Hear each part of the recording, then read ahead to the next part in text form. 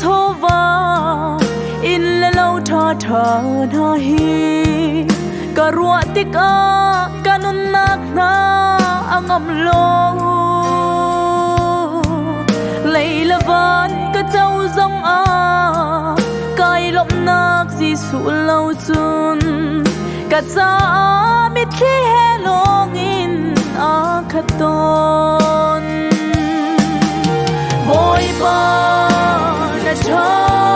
shin shan kan hello that swan of su na kan pe su that swan of su ni din kan ton ni har na an si har nak ni boy pa sun par na kalang tar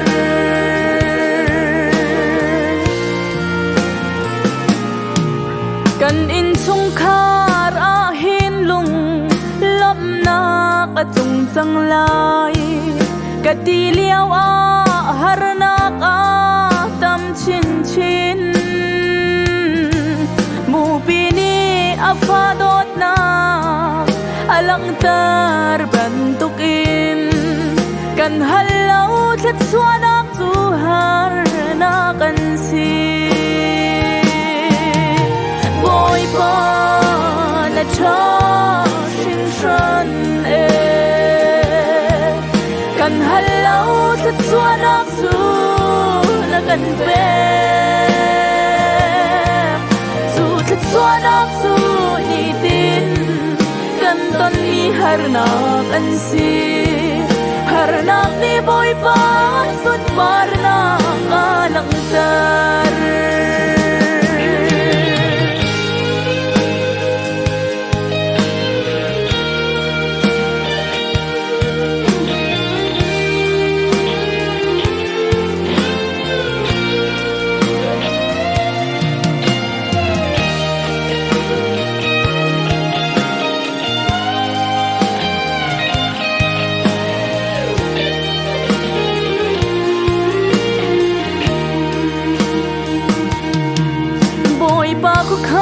na khitu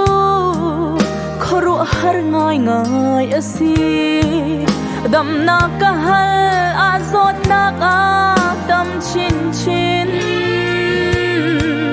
rum na ka hal a har na rani atam chin i boy pa na dot na khi ka cha asa boy pa cha shin shan kan halau that swanak chu na kan pe chu that swanak chu ni din kan ton ni har na kan si har nak ni boy pa sun par na kalang tar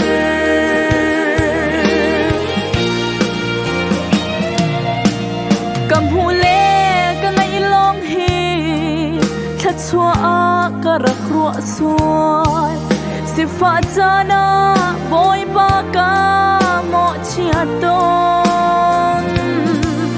ka ngai chia thoman ha hi boy pa mui pheng ku